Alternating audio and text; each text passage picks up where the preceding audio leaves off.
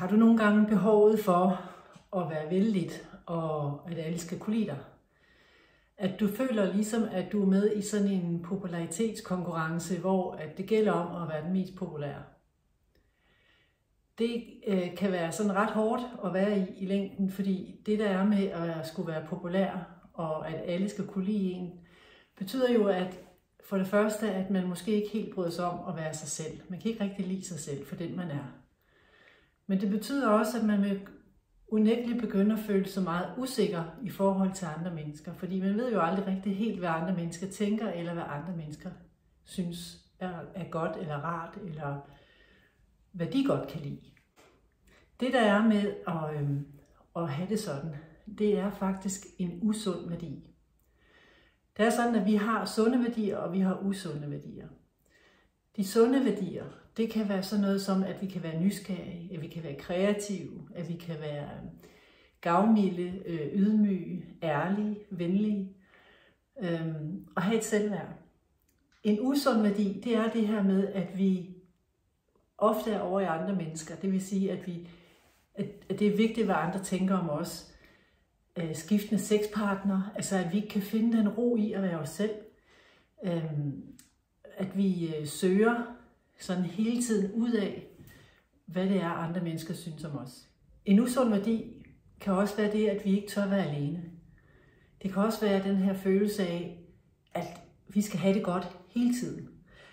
At hvis vi får noget ubehag i kroppen, det kan være angst, det kan være stress, det kan være kederlighed, at så tør vi simpelthen ikke være i det. Vi må ikke føle de følelser, og vi vil ikke have det sådan. Og det vil sige, når der er noget, vi ikke vil have, så vil vi hele tiden ubevidst få mere af det, vi ikke vil have. Fordi det er det, der er fokus på.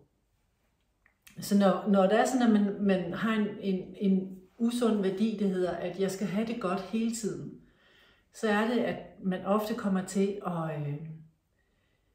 at lukke op for angst, for eksempel. Fordi angst taler jo netop ind i, at man skal have det godt hele tiden, og man ikke må have det ubehag. At når man får et ubehag, så skal man væk fra det.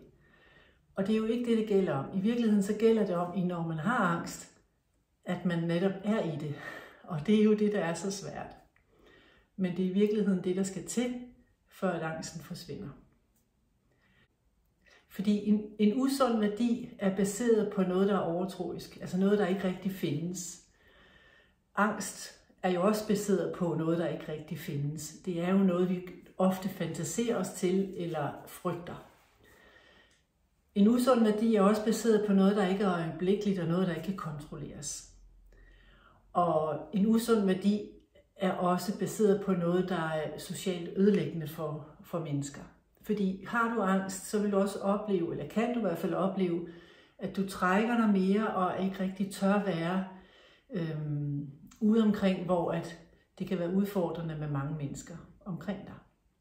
En sund værdi, den er baseret på noget, der kan kontrolleres. Den er baseret på noget, der er, altså inden for NLP, der kalder man det økologisk. Men det er noget, som er samstemmende med noget af det, du kan kontrollere. Som for eksempel at være ærlig. Det er noget inden for din kontrol. Du kan også være gavmild. Det er også noget, der er inden for din kontrol. Og du kan også være ydmyg. Det er også noget, der er inden for din kontrol. Så de sunde værdier er altså baseret på virkeligheden, på noget, som er virkeligt, noget, som er sandt. Og når man ved det, så kan man begynde at få styr på, hvad er egentlig mine sunde værdier, og hvad er mine usunde værdier? Hvad er det for nogle værdier, som fylder mest i mit liv? Så vil du begynde at kunne ændre på noget, som vil være meget mere styrkende for dig, og meget mere empowered ind i dig. Fordi det, du ved noget om, det kan du ligesom gøre noget ved, og det giver dig altså en styrke til at gøre noget andet. Tak fordi du lytter med. Jeg hedder Henriette Vang, og jeg har livets perspektiv. Ha' det godt. Hej.